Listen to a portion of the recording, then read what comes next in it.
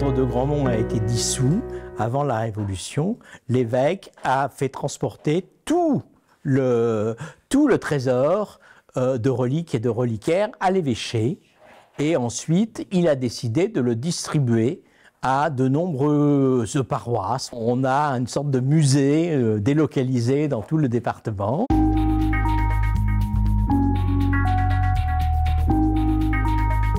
L'évêque, il voulait avant tout récupérer les biens de l'ordre de la communauté qui était très réduite, qui avait quand même relativement bien bâti au XVIIIe. Il y avait une volonté de reconstruction alors qu'il y avait très peu de moines. Et l'évêque qui a construit l'actuel palais de l'évêché, en fait, était en recherche d'argent. Alors il n'est pas le coupable complet. Il y avait une volonté de l'État de réduire le nombre d'ordres, et l'ordre de Grandmont figure un peu avant parmi les choses qu'on veut réformer.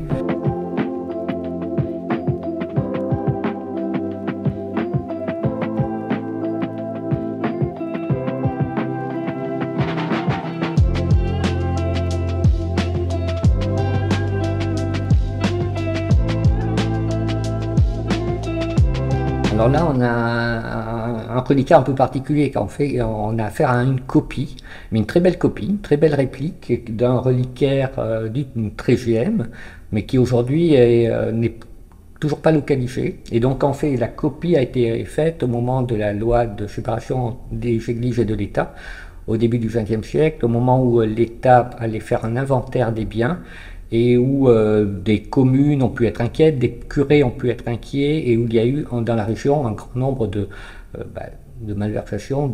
Il y a eu des vols, mais il y a eu également des remplacements d'œuvres authentiques par des faux et donc pour être vendus sur un marché parallèle.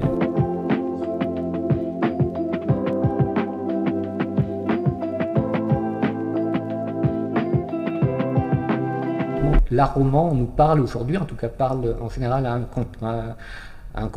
nous contemporains, par la pureté des lignes, une volonté de ne pas trop, une volonté d'élégance. On n'en fait pas trop. Et on n'en fait pas trop, il y a un équilibre, il y a, voilà, l'objet est est remarquable. Bon, quand on le regarde de très près, il a des traits, il est profond, il émane vraiment une âme de l'ange que nous avons là. Et puis après, pour le travail de l'émail, il y en a donc une paire d'ailes qui est émaillée, et qui est émaillée à la fois en la technique du cloisonné, qui ne va pas continuer à Limoges, qui ne va pas être la tradition de Limoges. En revanche, l'émail sans lever.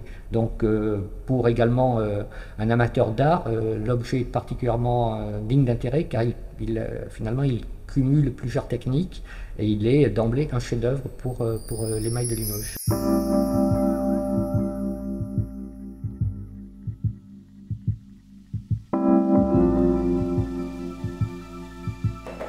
Ça commence ici, absolument. Alors après, il y a des trésors, des reliquaires qui sont au nord du département, à Saint-Sulpice-les-Feuilles, à Maillac-sur-Bénèze, à Ardac-la-Poste, un très beau reliquaire qui a eu un prix récemment. Mais les deux plus belles, à mon point de vue, c'est la Chassedan-Bazac, qui est la plus connue, que tout le monde connaît. Elle a été à New York à plusieurs reprises.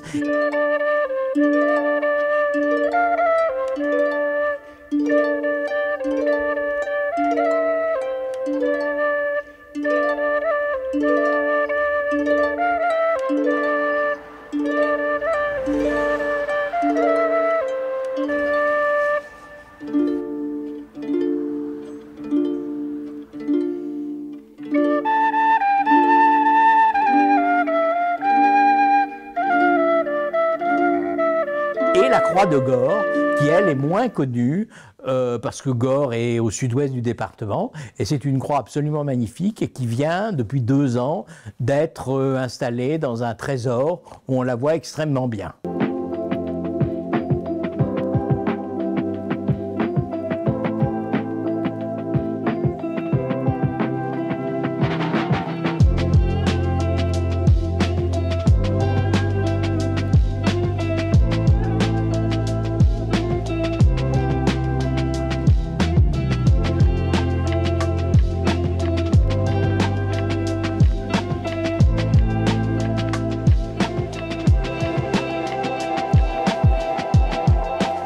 Et notre circuit que nous avons développé vise à faire connaître, et devant chaque église, avec la contribution des municipalités, nous avons installé un panneau explicatif qui permet aussi de renvoyer à toutes les autres.